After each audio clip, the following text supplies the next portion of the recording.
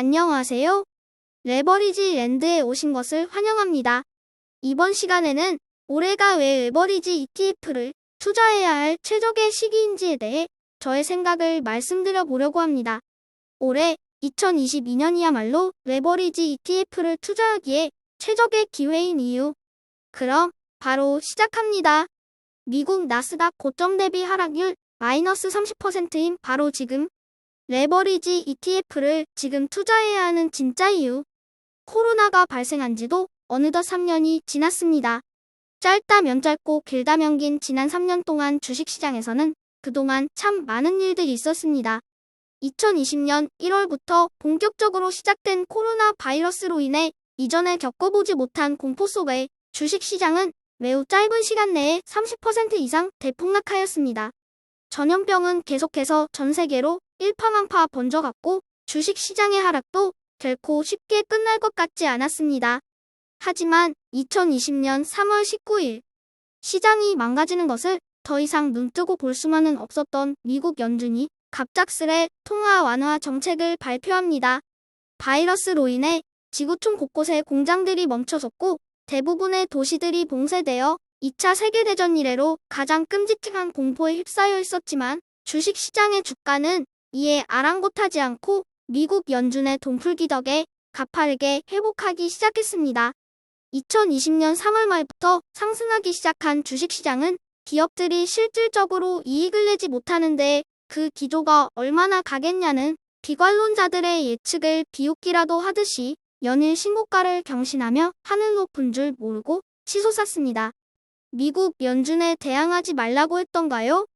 시장에서 나름 잔뼈가 굵었다는 전문 투자기관들은 주식이 적정 가치 대비 너무 올랐다고 판단하고 하락에 수도 없이 베팅하였으나 이미 상승 흐름을 탄 주가는 멈출 줄을 모르고 나만 소외된 것 같은 포모 현상까지 불러일으키며 너나 할 것 없이 주식에 뛰어드는 투자 열풍으로 이어졌습니다. 그렇게 1년을 넘게 미친 듯이 오르기만 하던 주가는 2021년 가을이 되면서 이상 기류를 보이기 시작합니다.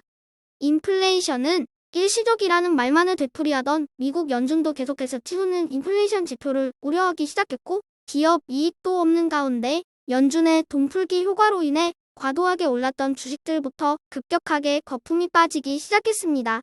엎친 데 덮친 격으로 2022년에 들어서는 러시아가 우크라이나를 침공하며 전쟁이 시작되었고 전 세계의 공장이라 불리는 중국에서는 코로나 확산을 방지할 목적으로 도시 전체를 봉쇄하고 나서며 인플레이션 상승에 기름을 부었고 그로 인해 미국의 소비자 물가 CPI 지수는 결국 10% 언저리까지 치솟으며 미국 연준이 손쓸 수 없는 지경까지 이르고 맙니다. 기축통화인 달러의 가치를 반드시 지켜내야만 하는 연준으로서는 금리를 가파르게 올릴 수밖에 없었으며 그로 인해 주식시장은 PER이 높은 기술주부터 매우 빠르게 하락하기 시작합니다. 전쟁이 본격적으로 진행된 3월, 그리고 중국의 코로나 봉쇄가 한창이던 5월, 그리고 CPI 물가지수가 크게 치솟았던 6월, 그리고 꺾인 줄만 알았던 CPI 물가지수의 상승에 화들짝 놀랐던 바로 최근의 10월까지. 보시는 바와 같이 나스닥은 올 한해만 무려 4번의 바닥을 형성하게 됩니다. 다음은 미국 나스닥 시장의 지난 20년 수익률 표입니다. 보시는 바와 같이 2000년 닷컴 버블 당시 2000년부터 2002년까지 3년에 걸쳐 매년 고점 대비 하락률 50% 이상 폭락하며 기술주 중심의 나스닥 시장은 3년 연속 연평균 30% 가까이 하락하였습니다. 이 당시만 해도 미국 시장은 완전히 끝났다는 의견이 대부분이었으며 2003년 들어 72.31%라는 큰 상승을 보여주었음에도 비관론 속에 섣불리 투자하기가 꺼려지는 분위기가 조장되었고 그렇게 나스닥은 2008년까지 상승 가도를 달리게 됩니다. 그리고 2008년 들어 나스닥은 부동산 모지기 거품에서 촉발된 두 번째 큰 위기를 맞게 됩니다. 그렇게 나스닥은 2008년 한 해에만 한때 고점 대비 하락률 마이너스 50%까지 떨어졌으며 1년간 34.41% 대폭락하였습니다. 하지만 2009년 들어 연간 73.15% 수익률을 기록하며 가파르게 회복하기 시작하였고 물론 중간중간에 미중 무역 전쟁 그리고 최근 코로나 바이러스까지 고점 대비 마이너스 20%대까지 잠깐 떨어진 적은 있지만 연간 수익률은 2021년까지 단 한 번도 적자를 기록하지 않으며 승승장구해 왔습니다. 물론 이 기간에도 지긋지긋한 비관론이 활기를 치던 시기로 개미 투자자들이 결코 맘 편히 투자할 수 있는 환경은 아니었습니다. 그리고 올 한 해 나스닥의 고점 대비 하락률은 한때 마이너스 40% 가까이 떨어졌었으며 현재는 고점 대비 하락률 마이너스 30% 구간까지 올라온 상태입니다. 이는 단순히 1년 수익률로만 놓고 보면 닷컴 버블과 리먼 브라더스 때와 동급의 하락인 것을 알 수 있습니다. 다음은 미국 연준의 금리 인상 시기에 미국 시장 하락 조정표입니다. 보시는 바와 같이 S&P 500은 최대 15%대까지 하락하였으며 조정 기간은 1983년 12개월이 최대입니다. 그리고 우리가 주목해야 할 것은 조정 기간 이후의 상승폭과 상승 구간입니다. 금리 인상 조정 후 S&P 500은 매번 여지없이 30% 이상의 상승을 가져왔으며 상승 구간도 1999년 5개월을 제외하고는 모두 1년 이상 쭉 상승했던 것을 확인할 수 있습니다. 인플레이션이 꺾이기 시작하고 연준의 금리 인상 속도 조절론이 불거지면서 주식시장은 10월 저점을 찍은 후 현재 조심스럽게 상승 전환 중에 있습니다. 그럼에도 불구하고 각종 투자기관 및 경제 전문가들이 내년에 경기 침체가 본격화되고 기업들의 실적이 악화됨으로 인해 주가가 다시 한번 바닥을 치게 될 것이라고 너무 겁을 주다 보니 우리 개미 투자자들 입장에서는 섣불리 투자할 엄두가 나지 않고 이미 투자한 자금들조차도 지금의 상승을 틈타서 빠져나올 생각부터 드는 것이 현실입니다. 이럴 때일수록 우리는 지금 현재 시장이 어디쯤에 와 있는지 알아보고 앞으로의 투자 방향을 냉정하게 판단하고 결정해야 합니다. 첫 번째 질문입니다. 경기 침체가 오는 것은 확정인가요? 두 번째, 경기 침체가 찾아오면 주가는 무조건 하락하나요?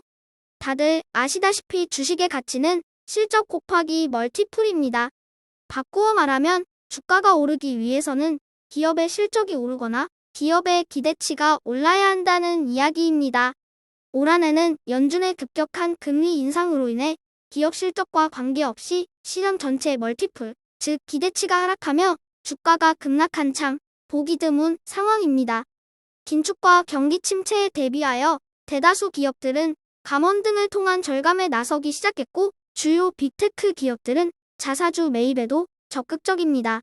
그리고 인플레이션은 확연히 꺾여가고 있고 고용도 둔화되기 시작했습니다. 이런 상황에서 내년에 기업 실적이 악화된다고 해서 주가가 여기서 더 떨어질 것이라고 확신할 수 있을까요? 물가가 이미 잡혀가고 있는 마당에 경기가 망가지고 있는 꼴을 미국 연준이 그대로 지켜만 보고 있을까요? 인간은 망각의 동물이라고 했던가요? 모두 연준의 코로나 때 돈풀기를 벌써 잊은 듯합니다. 그리고 글로벌 성장의 가장 큰 방해 요소인 전쟁과 코로나가 내년까지 지속되리라는 보장도 없습니다. 주식시장은 인간의 심리로 인해 시장 가치가 형성됩니다. 더 안 좋아질 것 같다는 우려만으로 시장이 하락하기도 하는 반면 더 좋아질 수 있다는 기대감만으로도 상승하는 것이 시장입니다. 중요한 것은 방향성이라는 것입니다. 혹자는 말하지요. 이번에는 다르다. 과연 그럴까요? 미안치만 이번에도 다르지 않습니다. 기술 혁신을 통해 인류는 진화하고 발전합니다. 그리고 4차 산업혁명은 이제 막 시작되었습니다. 저의 주린이 일기는 내일도 계속됩니다. 영상이 도움이 되셨다면 구독, 좋아요, 알림 설정 부탁드려요. 감사합니다. 모두 부자 되세요.